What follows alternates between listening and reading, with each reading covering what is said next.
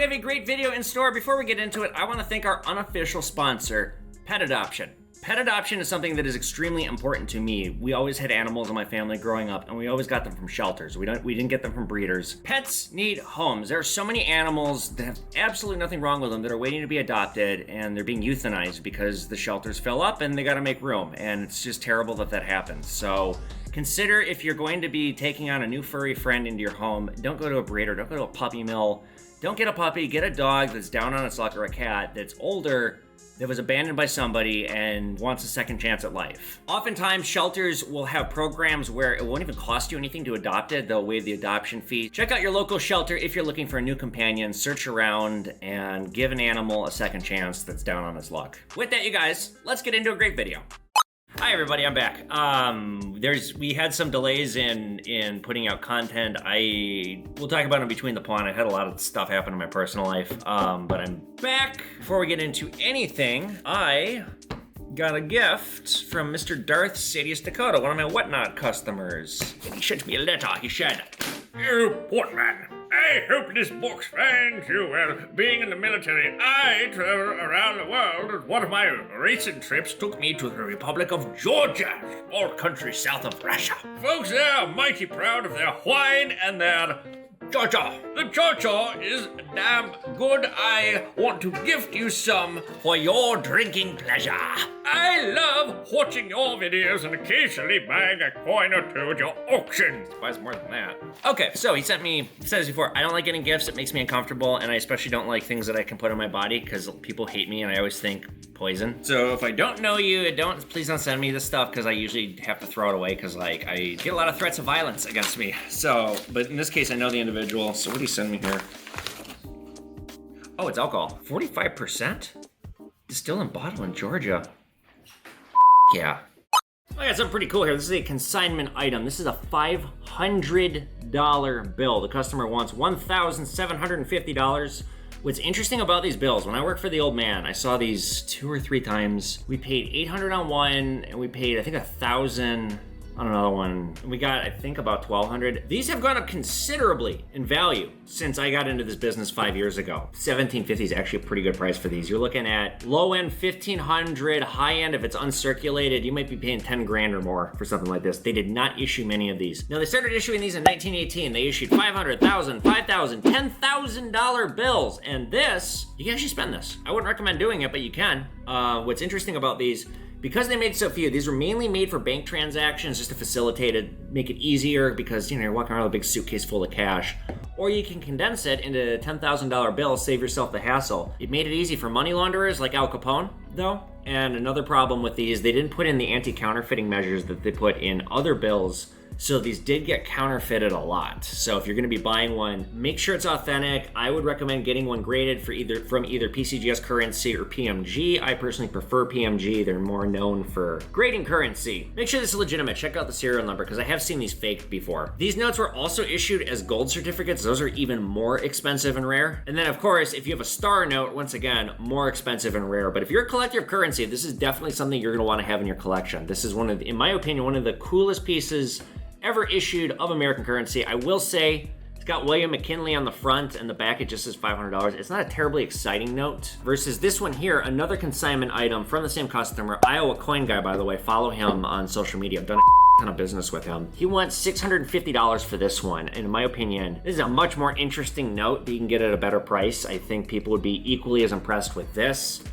I don't know, I had a very interesting character in here a while ago. He left me his phone number. He wants to buy one of these to put it in a necklace and wear it. It's too much hassle, and it's not gonna do it. The guy's too annoying. But in any event, this is a very cool piece of American history and currency.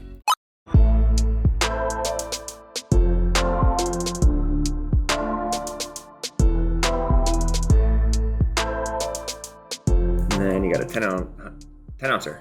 $290, same price as these. The premiums right now are they're way down. I've never seen them so cheap. $4.99, I'll make it 5 bills even. The war nickels, these are melting it. I thought these are 50% melt. I was surprised he did that. So I'll make 35 total here on the 35 nickels. I'll double my money up. The eagles, I'll probably get 33 each on. I wasn't bullshitting them. And then the 10 ounce bar, this is a pretty good premium. I'm doing this on Whatnot tonight. I think I said it enough. You know where to go.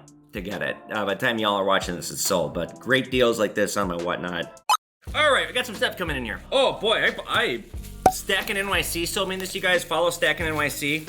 He's one of the most inspirational people in the community to me. So I bought these from him. Trump, go directly to jail, do not pass go, do not collect. You know, it's 1 ounce. He only made 100 of these. I'm gonna sell 2 of these. I'm keeping one for myself because I am collecting Trump stuff. So I'm gonna sell these on my whatnot auction. I'm gonna have suspect a remote deal. All right, we got a remote deal coming in from Derek. Yeah, you guys, if you send me a remote deal, do it like this. All right, so these are British pennies. We get about $1 each on these. Gold-filled pocket knife, 12 karat, 10 karat gold button. That's gold filled. These pendants. I don't know. I don't like the color of that chain. Yeah, right there is gold. This looks like sterling silver. Oh, cute. It's a sterling silver. Is it a makeup holder or a coin holder? It's a dance purse. Plate? Yep. Oh, that sucks. Good thing we checked. A clad quarter. I literally will put that in my change drawer. Sent me some quarters you could have spent. That one's silver. That one's silver. So I'm gonna do to this what I should have done to that guy the other day. I'm just go like that and let that marinate. And while we're on the subject, I have an update. I can't do to that guy. They found him. I can't prove that he was trying to rip us off, which is the whole crux of it. I thought he had a fake ID. He used his real ID. Apparently in Arizona, you can get your ID all the way to 2067. It won't expire, which is crazy. So his ID was not fake, and yeah, I'm just out all that money. So that sucks. That's for this one. I tell you guys, I don't like when these come in because I don't have an X-ray gun, and this could just be lead surrounded by gold. I will just let that marinate as well. This chain is definitely good though. And they have one more remote deal. This is from Treasure Town. While I'm waiting for that to marinate, I ordered a ton. This is all Japanese silver. I got this from Treasure Town. These are Japanese boo and shoe. These will also be on my whatnot. I bought these specifically for whatnot. We covered these already. Check out the Pawn Man episode, the Japanese money system. These are silver boo and silver shoe issued during the Tokugawa shogunate. As for what I can pay young Derek, okay, so here's what I don't like. See this stone right here? You see how there's green on it? That green means there's impurities. So if it was like straight gold, it wouldn't do that. So that tells me it might be filled, or there might be like a stone on the inside of it. So I'm still gonna buy it. I'm not gonna, yeah, that's got impurities in it too. That's probably plated. I think the bezel's real, but I think the coin in there is not. All right, so what can I pay him? I think what I'll do, I'll just buy all of it as 10 karat, and that'll compensate for whatever impurities are in this thing I don't know about. Because this thing's got, this is a couple grams. That's a $100 mistake if I'm wrong at least. 21.6 grams, some of it's impure. I'll start at $575, my first offer to Derek. I'm being kind of aggressive because this thing makes me nervous. This is most of the gold weight. Well, it's 8 grams of it anyway. We're not from 600, and I'll stop back with you guys and see where we're at. Once again, you guys, I want to thank our episode sponsor, I should say our unofficial sponsor, Pet Adoption. Pet adoption is really important to me. All the animals that I had growing up, we always adopted them from shelters. If you're considering getting a pet, don't get it from a breeder, don't get it from a puppy mill or something like that. Get it from a shelter. Give an animal that's down on its luck a second chance so that it doesn't get euthanized. Oftentimes, shelters will have promotions where they will waive the adoption fee for you and you can just take home an animal for free. So consider getting an animal from a shelter instead of from a breeder if you're considering getting a pet. And with that, you guys, what's going on? We're Between the Pawn. I'm Evan, and this is my, well, it's been a couple weeks since I made a video. I'll talk about why I've been so busy in a minute here. I do have a major announcement, but let's kind of catch up on some other stuff. Well, God, first thing is I've had kind of a tough time the last few weeks. There's a lot of negativity, and I kind of had the wind knocked out of my sails a little bit, both from some crap that happened online and from my personal life too. Yeah, so I had a little bit of heartbreak this summer. There was this girl that I've been talking to for a while, and I knew her. She's a friend of a friend, and I've known her for a long time, but we kind of started to click, and it turned into like we were talking on the phone like every night. We had a romantic trip planned, and then she canceled it at the very last second. Yeah, it just kind of ghosted me. So that was upsetting. That was in June, and then pretty much immediately following that, I met this other Indian girl on online dating, and we weren't like dating, but it seemed like it was getting serious. I was like staying over at her house like quite a lot. I have a wedding coming up. I'm the best man, and I wanted her to be my +1, and she was going back to India to see her family for like a month. So I asked her like, hey, will you be my +1? That was like a shoe, and yes, and she just goes, no. What happened was, she told me that her family would never accept me because I'm not Indian and there was no point to seeing me anymore. That was upsetting. And then like immediately following that, I had that with the troll online. Look, I'll say this. Look, you guys, I've had a big following for a while, and like you could do a lot when you have a following. You can weaponize people against somebody, but you gotta be careful with doing that. You will notice that I don't make content about other content creators. The only people that I make content about where I'm trying to go after them are people that are literally going store to store, and I have definitive proof they are actively stealing. I don't make videos about somebody that makes a mistake, or I have some clever argument trying to call him a scammer. You know why I don't do that? Because the internet is a dangerous and crazy place, and things fester out of control fast, and nobody's safety is worth making a video about. Things got kind of scary for me for a couple weeks. I was getting some death threats because of allegations that somebody else made through what they thought was a clever argument. They didn't stop to think, am I putting this person's safety in jeopardy? In this case, they did. It's just frustrating when that happens, and it's especially frustrating when there's not just frustrating, scary, when you come into your shop and there's a voicemail from a blocked number threatening to kill you because you're a thief. So, yeah, and I'm also like, we'll talk about in a sec, I have a major announcement. I've been really busy with the side project, and it's, I'm being split kind of thin here. So that's why I've been kind of spacing out the videos. I humanly don't have time to keep up with my schedule. This other project that I'm working on, I know I'm gonna keep teasing you guys, has been escalating fast, and it's sucking up a lot of time now. But before I tell you guys about the exciting news there, just a few quick things. Number one, who sent me this? You might be watching, I hope you are.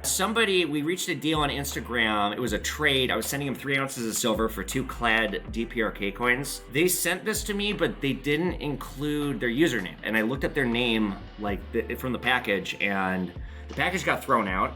So I lost the person's name. They didn't include in the info. This is sitting on my desk with the other one. Yeah, so whoever you are, please reach out to me. And if you try to be like, oh, I know what I'm gonna do, I'll be able to see the past message. So I'll be able to see who it actually was. And if you do that, I'm gonna definitely block your ass and shame you. But you guys, when you send me stuff, number one, please clear it with me before you send it. Please make my life easy if you're gonna send me something, and include all the details about what's going on, what we agreed on, and make sure I said it's okay to send it to me before you just mail it. Some good news, I'm finally done with lawsuits. I've been in so many lawsuits, you guys. I know what you're thinking. What happens is, owning a business, a company will do something shady to me. Most people just lay down and take that. I don't.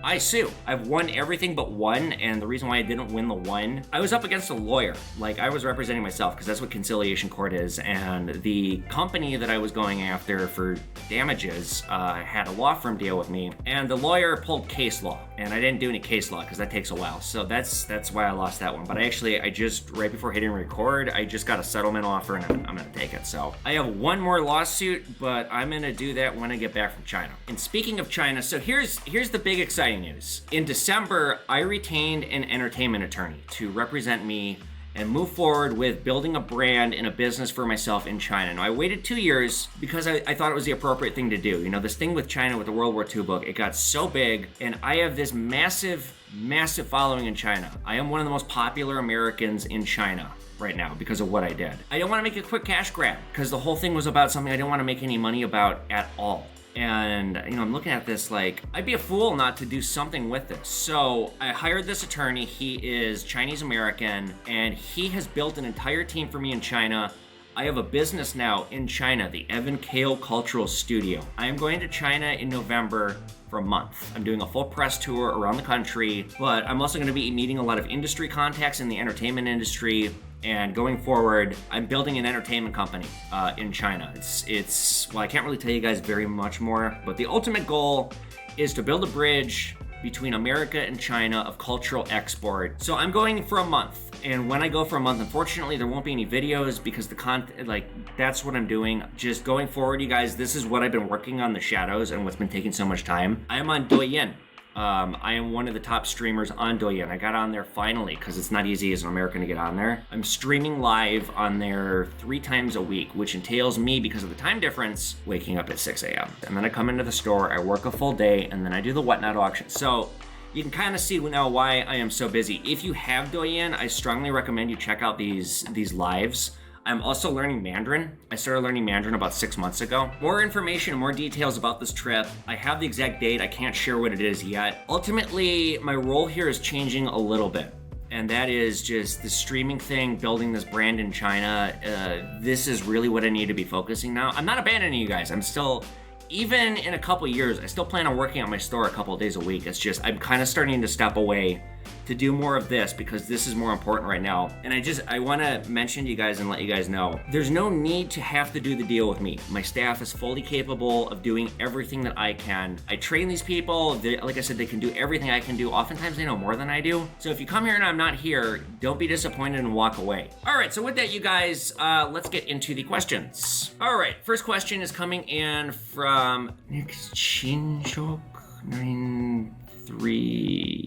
3936. Dear Pawn Man, I have an expensive comic collection to sell. Any thoughts? Number one, I don't do comics. I don't know what I'm doing. I've made mistakes with comics, just like I'm not doing antiques. I don't do comics, but if I did, I would tell you to wait and hold on because collectibles right now are in the toilet. You're not gonna get what you might get in a few years once the economy recovers. Don't sell it unless you have to. All right, next question is coming in from Lon Kovright. Question, is it okay to deliberately or legitimately tone a coin, like store it in such a way to make that happen? That's okay, you gotta be careful because coins are like golf. Another analogy I make all the time. With golf, you play the ball as it lies, meaning if it's in a sand trap, you're shooting out of a sand trap. If it's on the big giant's foot, like in Happy Gilmore, you shoot it off of his foot.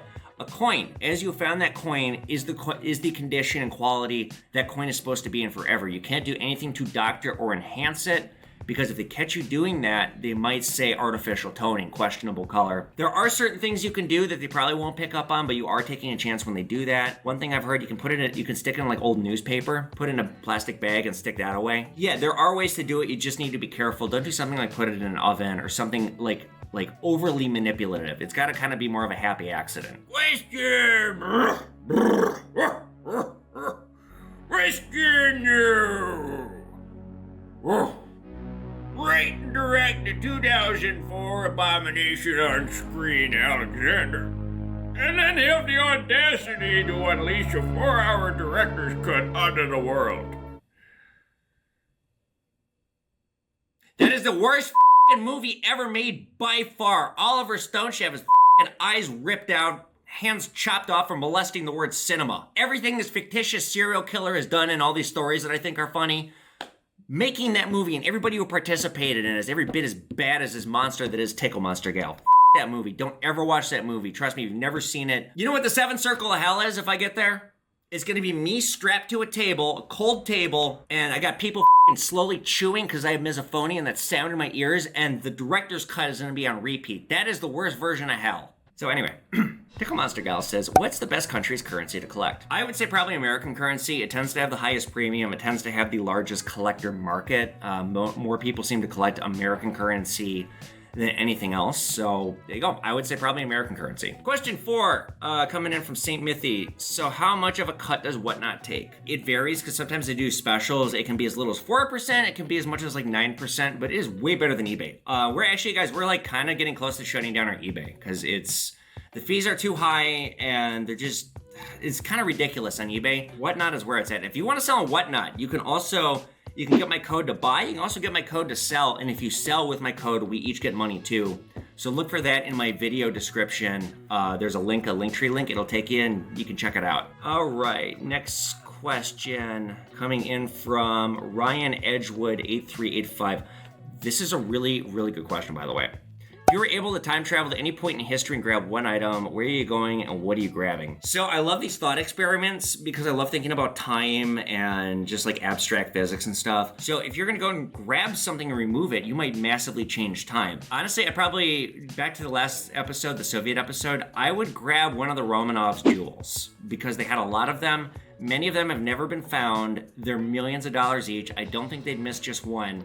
Tsar Nicholas II. What a bastard. It's kind of up what they did to the kids, murdering them in the basement. But yeah, so I grabbed one of the Romanovs' jewels. Last question, I actually got, looks like 4 of them coming in from Patrick Griggs. I'm gonna just answer all 4. First question he said is, what art do I like better, Banksy or Jackson Pollock? I like Banksy. I like his style. I like the myth of Banksy. I like how he does things. His paintings really speak to me. They're very interesting. They make a statement. Jackson Pollock's a good artist, but I like Banksy a lot more. Second, do I think Starship will make it to Mars in time for one of the next 2 transfer windows, one launch window every 26 months? Yeah, as long as it's not a Boeing.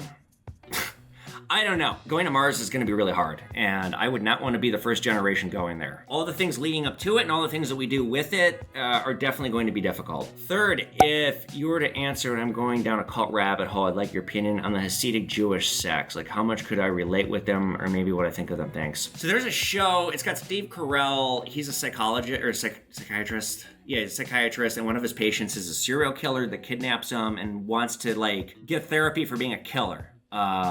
But between the two of them, that's not what this is about. His backstory is he kind of lost his son because his son became a Hasidic Jew, and he's like, it's a cult! Kind of is, by my experience. By my experience, they're not inclusive. They're very holier than thou, and they talk down and belittle people that are not Orthodox. And again, I'm not speaking for all of them, just by my experience. For example, one of the members of the local community, because I'm in a Hasidic Jewish neighborhood, one of them came in and they wrapped me in the leather, and like last year I had to sit there and listen to a speed reading that went for half an hour, which was insanely brutal. He basically said, you're not really Jewish. Actually, I think that's exactly what he said. Because my mom converted, and that to him isn't a real Jew. And I was like, I thought in my head, one, you. Two, Judaism is both a culture and a religion. And he had nothing to say to that. And I was like, that's what I thought, motherfucker. So that kind of attitude, to me, kind of says cult. All right, 4, last question. Who do you think built the megalithic stone cities like Punku, Bolivia? Probably people, but I don't know. I think I mentioned this in a previous video. I think aliens are definitely real. I think if you don't think aliens are real, you don't understand the size of the universe, and it speaks negatively about your intelligence. To me, it's not even a question. It's a definite. Did they help build some of the most amazing structures of ancient times? Who knows? Probably not, but maybe. All right, guys, well, that'll do it for this Between the Pawn. Please post your questions in the comment section below so I can answer them in the next video. Visit pawnmanstore.com if you want to get gold, silver, bullion, coins. You want to join the bullion/numismatic club. We had some more people sign up from the last video. Say, you guys, that bullion club, I have almost a 100% retention rate. Very few people have canceled. We have about 60 people in the club now. So visit pawnmanstore.com to learn about that. You can also get my books on pawnmanstore.com or on Amazon. Consider adopting a pet. If you're going to be looking to get a pet soon, please don't get it from a breeder. Go to a shelter. Give an animal in need a home and a second chance at life. Follow me on social media at Pawnman. If you have Douyin, watch my streams, check it out. Visit me on Whatnot to participate. If you don't have Whatnot, download it with my code. You get a free $15 off your first purchase. And that'll do it for this video. Thanks, guys. I'll see you later.